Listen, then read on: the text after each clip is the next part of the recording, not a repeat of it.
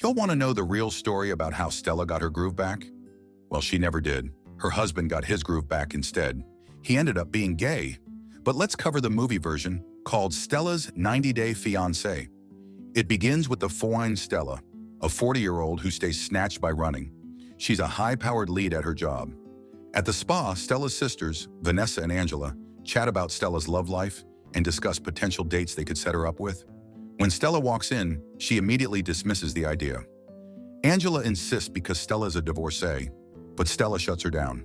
The mayonnaise people look at them sideways too. Stella and Quincy rush to the airport. Quincy is leaving for 2 weeks to stay with his dad. He tells Stella he wants her to have fun while he's gone. That evening, Stella opens a box of old photographs and flips through them while the TV plays in the background. A commercial about Jamaica comes on with the Miss Cleo accent, and she starts daydreaming. Impulsively, she calls her friend Delilah to join her on a trip to Jamaica. Delilah agrees, saying Jamaican men finna hit on her. This whole time I thought Whoopi Goldberg lesbian. Stella flies to Jamaica to meet Delilah. When she arrives, Delilah greets her enthusiastically. As they walk in, Delilah points out 2 men waving in the distance, Jack and Buddy. One looks real dusty and crusty. Stella laughs, realizing Delilah has set up a double date, and tells her she didn't come to Jamaica to be a slut. But Delilah said she here to get freaky. Later in their hotel room, Delilah mentions having low blood sugar. Stella suggests they do morning exercises to help. The next morning, Stella goes for a run on the beach, while Delilah is literally giving up. After Stella has breakfast at the buffet, a fine man, Winston, notices her and takes an interest. He joins her table, trying to make conversation. Although Stella finds him attractive, she is apprehensive, aware of their 20-year age gap, making her old enough to be his mamita. Girl Angela Bassett looked too young to be 40. Despite her reservations, she becomes more drawn to him as they talk, subtly admiring his features. This makes her anxious, and as she gets up to leave, Winston invites her to the pajama disco later that night. She initially refuses, emphasizing Winston being a fetus. Stella decides to go to the pajama disco anyway, because the beach vibes with 2 oldies, ain't it? When she arrives, Winston approaches her, and they start dancing. Delilah arrives with Jack and Buddy and spots Stella having a blast with the passport bro from afar. Delilah walks up to Stella and Winston, jokingly interrogating Stella, who just keeps dancing happily with him. A random big back girl tries to dance with Delilah, so she redirects her to Jack and Buddy instead because Whoopi trying to stay hidden in the closet. Moments later, the party host grabs the mic and signals the crowd to start stripping. Big back Buddy enthusiastically begins taking off his clothes and dancing in front of Stella and Winston. They just laugh and decide to leave the party. Back at the hotel, Delilah teases Stella about Winston, questioning her about what's really going on. Despite Stella's reservations about their age gap, Delilah encourages her to let loose and loosen her vag for him. The next day, Stella heads to the pool for a swim. Damn, her body like a goddess. Winston spots her and joins in. Stella says an oldie trying to get at her. They get direct and admit they want to slide into each other's crevices. They drink champagne while watching the sunset, and it's starting to get hot in here. As they start making out, Winston suddenly puts ice on Stella's back, surprising her and breaking the mood. The man even starts splashing at a black woman's hair. I wonder if the real-life gay man did this on purpose to avoid sleeping with Stella. Realizing his mistake, he tries again, and this time, Stella jumps on him. Winston somehow gets hard enough and they get it on. Afterward, they lie in bed and talk. Stella asks Winston about his life and how he wants to be a doctor. Stella says she was passionate about making furniture before, but got stuck in her current position. The next morning, Winston arrives with news. He's been hired as an assistant chef at a new job. With an outfit and lisp like that, how did Stella not know this man gay?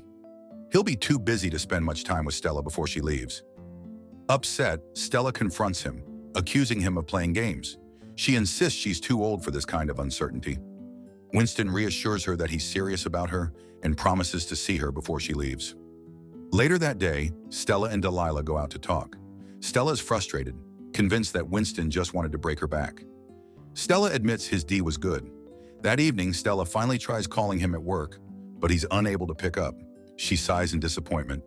Back home, Stella is greeted by her sisters, who immediately start playfully teasing her. Vanessa mentions she had an accident with Stella's car. At first, Stella raises her voice, but then she unexpectedly shrugs it off, saying it's just a car and can be fixed. This surprises Vanessa, who immediately links Stella's new attitude to getting dicked down. She teases her, and Angela joins in, though with a more hostile, judgmental tone. Stella claps back, making it clear she knows what she's doing. The next day at the office, Stella is fired due to a merger.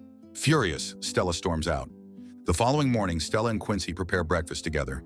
He asks about her job situation and what happened in Jamaica. Then he suggests they spend summer vacation there instead of in Africa. Just then, the phone rings. Quincy answers. It's Winston, calling to tell Stella he wants to see her. Stella gets excited and impulsively tells Winston about her plan to take Quincy to Jamaica for summer vacation. Winston is pleased to hear that he may get a green card. Quincy and Winston closer in age than the sugar mama and his boo. On the day of their reunion, Winston drives to Stella's hotel. Quincy is in the pool with Chantel when Stella introduces them to Winston. At first, Quincy is hesitant to connect with him, but after Winston jumps in and joins their game of Marco Polo, Quincy starts to warm up. Tay Diggs' Jamaican accent is hilariously bad. Later at the beach, the female bartender eyes Winston and assumes Stella is his mother. In response, Winston kisses Stella on the lips to shut the bartender up.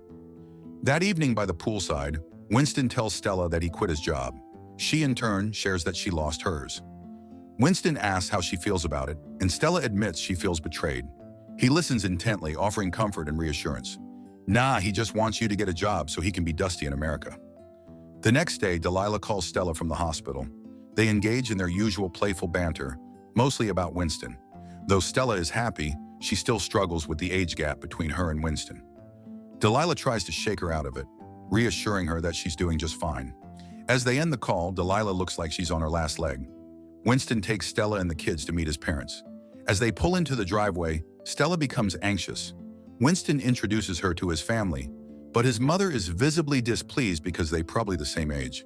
Inside, Stella offers to help set the table, but Winston's mother tells her to sit down. Without hesitation, she confronts Stella about the age difference and questions her intentions with Winston. Stella is upset, and Winston tries to comfort her.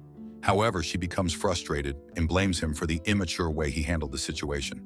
They argue, and Winston, feeling hurt, decides to take them back to the hotel. When they return, Stella finds a note on the door asking her to call Dr. Steinberg. When she calls, she learns that Delilah has a medical emergency. The doctor says Delilah's cancer has spread to her liver. On the plane ride home, Stella is overcome with sadness and tears up. Upon arriving, she immediately visits Delilah in the hospital. She asks Stella to sing to her until she drifts off to sleep. Delilah eventually passes away. At her church service, Stella is called up to deliver the eulogy. Fighting back tears, she delivers an emotional tribute to her best friend. At the back of the church, Winston quietly walks in to support her in her time of grief, giving Stella some comfort. Later in the lobby, Stella sits with Winston. She expresses her exhaustion and sadness. Winston looks at her sincerely and tells her he loves her, but Stella dismisses his words. As they drop Chantel off at her house, they notice a backyard barbecue happening. Vanessa's ghetto ass spots them from the yard, walks up to their car, and insists they join. The entire family comes out to greet them, including Quincy's father. Stella and Winston decide to stay and enjoy the barbecue. Angela tells her the truth and says this ain't going nowhere because he's so young. If Winston was in his mid to late 20s, I think it would be fine. But he's literally too young for you, girl. And gay. Later, Stella's ex approaches Winston for a private conversation. Instead of hostility, he offers him some advice. That night when they arrive at Stella's house, Quincy excitedly gives Winston a tour. He proudly shows him his mom's old workshop studio, which has been unused for years. Winston looks around, feeling sorry that it's been left untouched. Quincy takes this moment to talk to Winston privately. He wants to be sure that Winston won't hurt his mom. Winston reassures him. Later that night, Winston finds Stella sitting alone on the couch, quietly crying over Delilah's passing. Without saying a word, he sits beside her and pulls her close, comforting her in his chiseled young body. The next day, Winston and Quincy play video games together. Meanwhile, Vanessa calls Stella, clearly snooping for details about Winston. Stella, unimpressed, tells her she's busy, but invites her to Thanksgiving before hanging up. Later that evening, Stella and Winston go to the movies. While waiting in line, 3 young girls blatantly check Winston out, making Stella uncomfortable. During the movie, as the audience bursts into laughter, Stella remains visibly unamused. As they exit the theater, they unexpectedly run into Angela, who introduces Stella to Judge Boyle and his partner. They're surprised to learn that Stella watched the stupid comedy. Feeling judged, Stella pretends to have enjoyed it. Before they part, Boyle reminds her that his offer still stands. His date acting like someone wants to steal her man.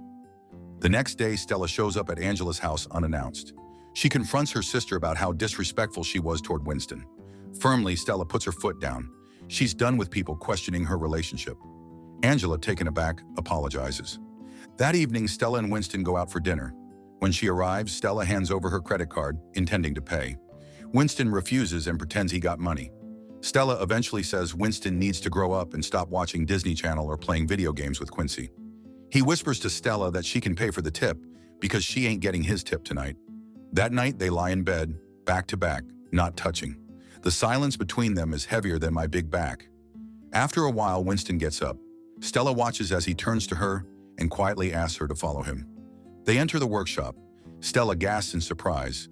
Winston has cleaned it up and set everything back up again. The space, once abandoned, is now full of life. Overwhelmed with emotion, Stella is overjoyed and grateful. The next day, Stella is called back to company headquarters. Isaac informs her that during her absence, they've realized just how important she is to the company and not just a DEI hire. They offer her the position of executive vice president. Later at the workshop, Winston asks how it went. Stella reveals that she turned down the offer. She starts listing all the reasons why starting her own thing is overwhelming and crazy. Then he pulls out a ring. Stella is speechless, moved by the gesture.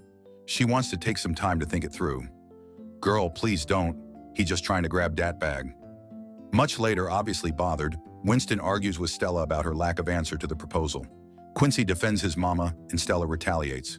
Winston immediately regrets it and apologizes. The man getting impatient for his green card. That night, Winston stands in the shower, water running over him. Well, no wonder Stella won all that cake. He gets so much of it. She gets emotional with him, and she gets dick down in there. Thinking with her vag, she realizes why she fell for him. The next morning, the two talk about their future and how she needs a real man.